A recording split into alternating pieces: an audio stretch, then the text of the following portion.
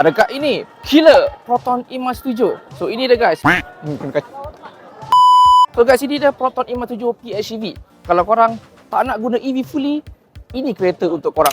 Okay, dari seginya powertrain, saya dah mention video sebelum ni dia menggunakan dual powertrain, iaitu menggunakan enjin petrol 1.5 liter dan juga ada EV motor. Dan antara yang saya nak highlight semula ialah dalam video ni ialah dari segi dia punya lampu lah.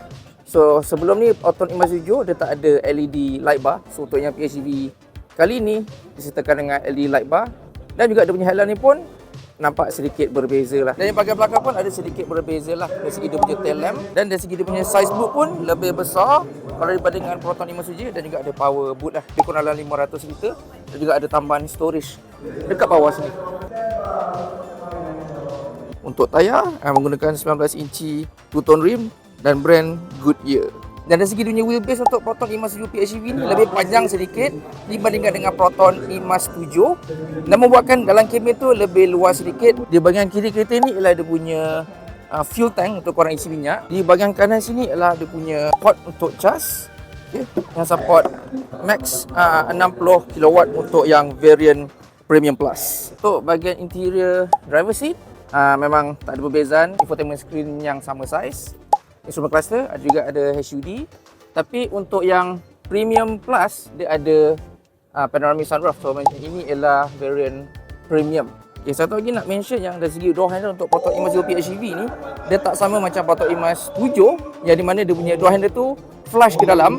So yang IMA 7 PHEV ni dia jenis konvensional lah yang terkeluar. So lebih praktikal untuk korang nak buka pintu. Dan seperti kebanyakan kereta EV yang lain, Proton IMA 7 ni pun ada vehicle to load feature di mana korang boleh cocok soket dan korang boleh play contoh projector ni lah.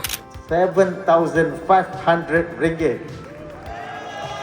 together with our comprehensive warranty, the all-new Proton IMA 7 PHEV and even smarter choice for Malaysians. RM4,000 limited to the first for the IMA 7 PHEV Premium Plus.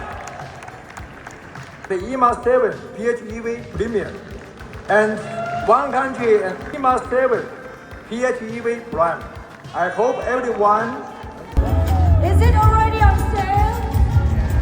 Jadi guys, itu dia Proton IMA 7 PHEV dengan harga bermula serendah RM105,000.